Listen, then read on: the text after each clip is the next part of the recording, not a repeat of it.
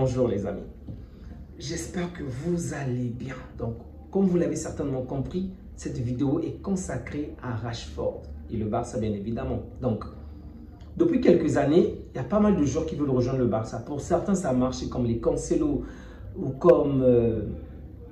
il s'appelle déjà comment? Le jeune Joao Félix. En fait, là je parle des joueurs qui étaient des indésirables dans leur club. Au final, qui ont fini par rejoindre le Barça. Évidemment, on a fait des petits coups. C'était des prêts, on ne les a pas achetés parce qu'on est fauchés comme des poux.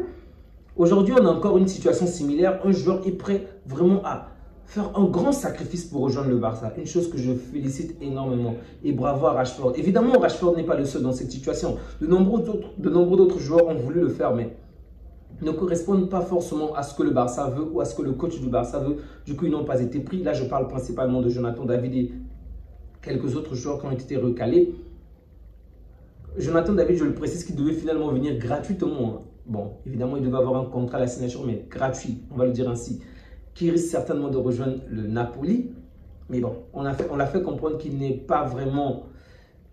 ça ne va pas coller avec cette équipe. Du coup, on a un autre joueur, Rashford. Marcus Rashford. Déjà, c'est un gars bien, c'est un type bien, parce que je me souviens que pendant la période Covid, il avait quand même eu à réaliser de nombreuses œuvres caritatives en Angleterre pour subvenir aux besoins des familles, on va dire, défavorisées, des familles qui n'avaient pas assez de moyens. Donc, il a réalisé pas mal d'actions et ça, c'est déjà une très bonne chose. Bravo, très bien. Maintenant, sportivement parlant, qu'est-ce que je peux déjà dire de Rashford? C'est un très bon joueur, je ne vais pas vous mentir. Et il a fait partie de ces joueurs précoces-là qui ont marqué United, qui ont marqué l'Angleterre, ok? Malheureusement pour lui, ça n'a pas tenu sur une très longue durée. Par exemple, comme Mbappé. Évidemment, il y a plusieurs choses qu'il faut prendre en compte pour cela. Et United qui était sur une très mauvaise pente, il faut le dire aussi, collectivement, qui n'est vraiment pas bon. Et même là encore, United revient petit à petit. Mais on voit de très bien de quelle manière cette équipe n'est pas sur les rails depuis un très bon bout de temps. Et donc, avec un jeune joueur comme Rashford, qui est parfois nonchalant, ce n'était pas forcément le meilleur environnement pour lui pour réussir sportivement. Mais bref, dans tous les cas, lui qui était l'un des meilleurs joueurs, qui devait certainement avec Mbappé prendre la place de Messi, Ronaldo, je vais parler en termes d'aura, en termes de performance. En tout cas, c'était ces joueurs-là qu'on croyait être des prochains joueurs qui vont marcher sur l'Europe, pour ne pas dire sur le monde. Du côté de Mbappé, on ne peut pas dire que Mbappé a déjà atteint cet objectif, mais Mbappé s'en rapproche un peu plus, ok? Il est peut-être sur une très bonne voie, même s'il aurait dû peut-être être à un niveau encore supérieur s'il avait gagné la Ligue des Champions avec le Paris Saint-Germain. Mais du côté de Rashford, je pense qu'on s'est un peu trop éloigné de cet objectif. Ça, c'est ce que nous, on va dire les fans, les journalistes et autres, avons souhaité pour eux, bien évidemment.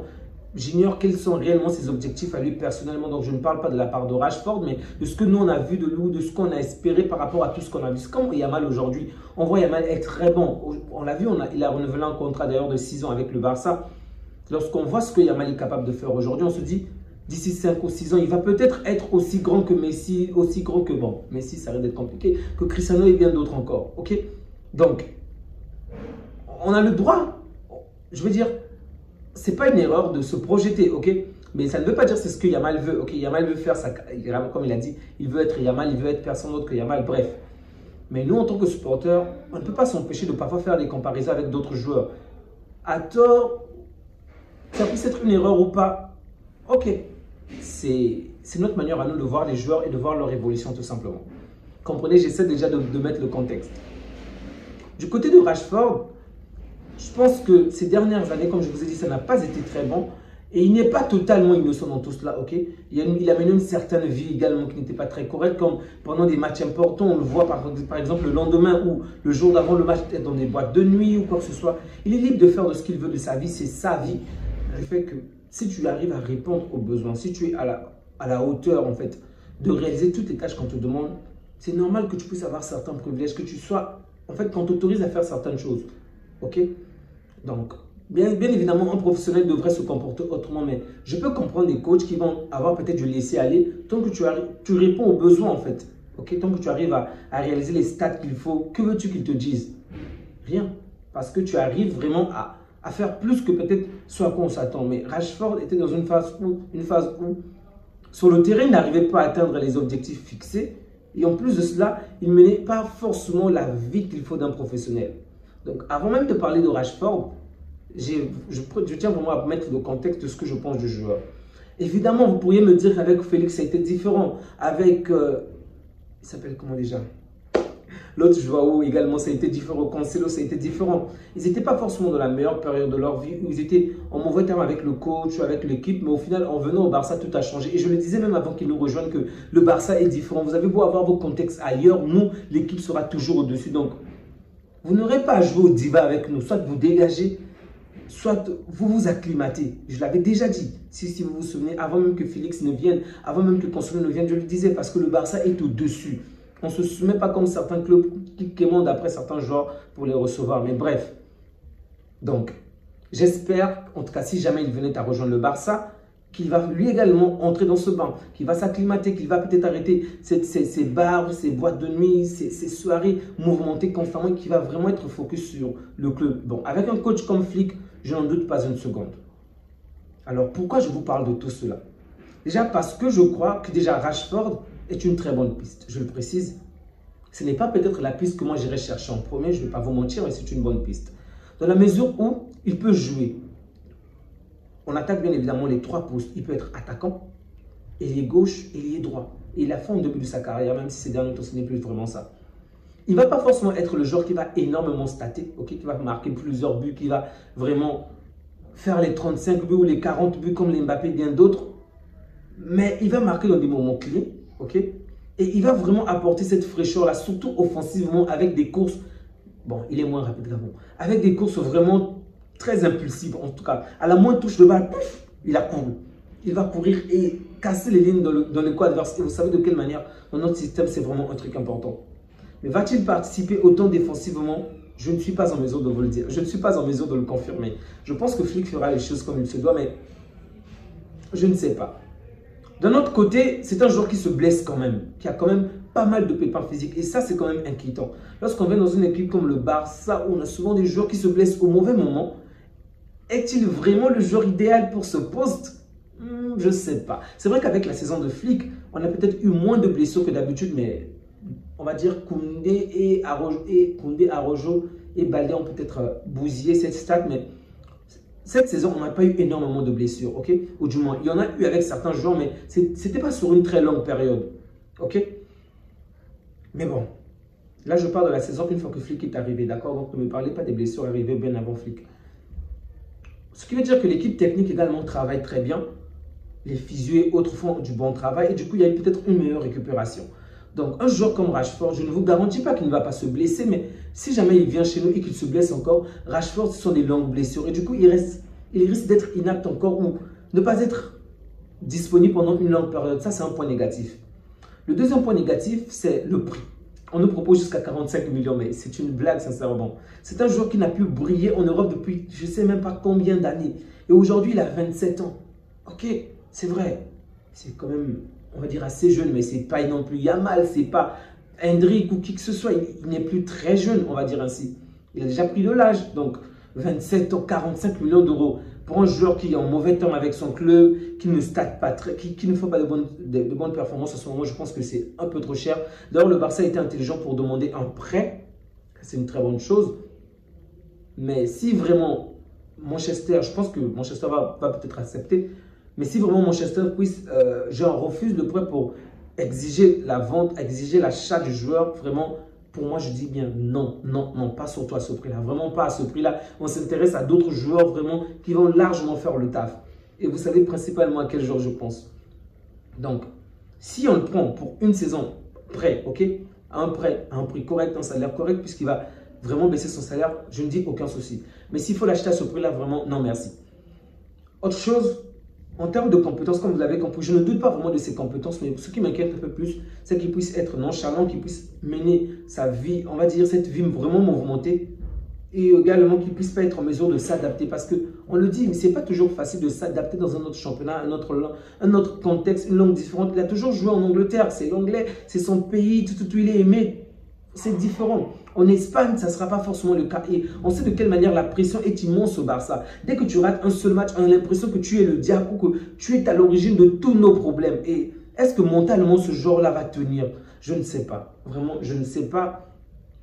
Mais bon, en termes de qualité, je ne doute pas du joueur. Il est très bon. Toutefois, étant donné qu'on est limité financièrement, je ne vais pas vous mentir, pour moi, il ne devrait même pas être la priorité. Si on n'a pas assez de moyens pour prendre d'autres joueurs ou pour faire d'autres prêts, pour moi, ce n'est pas lui. Si la somme est abordable, ok, on peut le prendre. Mais on va dire que si on est vraiment limité dans ce mercato, je préférerais qu'on puisse davantage se focaliser sur un autre gardien, d'accord? Comme vous le savez déjà, Garcia dont on a parlé la fois dernière, qui d'ailleurs a fait un retour très positif, ok? Il a joué pour la Catalunya aujourd'hui et les journalistes ont insisté sur plusieurs questions pour l'inciter d'une certaine manière à rejeter la demande du Barça. Mais le mec a fait comprendre qu'il a du temps, qu'il doit réfléchir, qu'il est d'abord joueur de l'Espagnol de Barça. Donc pour l'instant, il ne peut pas se prononcer en fait et il lui faut du temps. Il n'est pas pressé, il n'est pas sous pression. Donc il lui faut du temps pour réfléchir. C'est très bien parce qu'il ne pouvait pas dire directement qu'il est intéressé ou qu'il veut venir au Barça. Non, surtout lorsqu'on sait qu'il y a d'autres clubs qui ont proposé des sommes plus importantes que le Barça comme Chelsea, Arsenal. Donc, et il joue dans un club qui nous déteste pratiquement. Donc, il a tout intérêt à dire des choses correctement pour ne pas vexer ses dirigeants, en fait, de peur que ces derniers puissent compliquer son transfert parce qu'il lui reste encore, je crois, une saison. Sauf erreur de ma part, il lui reste au moins une saison. Très bon, j'ai vraiment aimé son intervention, c'est une très bonne chose. Il est resté assez mesuré, juste au cas où également ça va se capoter avec le Barça. Ben, il ne s'est pas fermé des portes pour d'autres clubs, c'est logique, c'est normal. Donc, pour moi, il devrait être la priorité. Ensuite, je le dis, c'est parce que Ter Stegen ne me rassure pas. Et Chesney, je ne suis pas sûr qu'il puisse réaliser une saison encore meilleure que celle qu'on a déjà vécue la saison dernière. Celle qu'on a vécue la saison qui vient de s'épuiser, merci. Donc, autre chose, comme je l'ai dit, le gardien en priorité. Ensuite, pour moi, c'est Nico Williams. Je crois que la clause de Nico Williams est à 50 millions, quelque chose comme ça. Je pense qu'il est préférable d'acheter un Nico Williams parce que Nico Williams a certes 22 ans, mais il part déjà espagnol, je l'ai déjà dit l'an passé. Il joue beaucoup avec la majeure partie des joueurs de notre club. La cohésion du groupe est très bonne, donc son adaptation devrait se faire rapidement. Ce que je ne peux pas garantir de Rashford, parce qu'il y a déjà il y a déjà la barrière de la langue. Ok? Il y a aussi le fait qu'il n'a jamais joué hors de son pays. Donc, je ne garantis pas. On ne peut pas le garantir avec Rashford. Ok?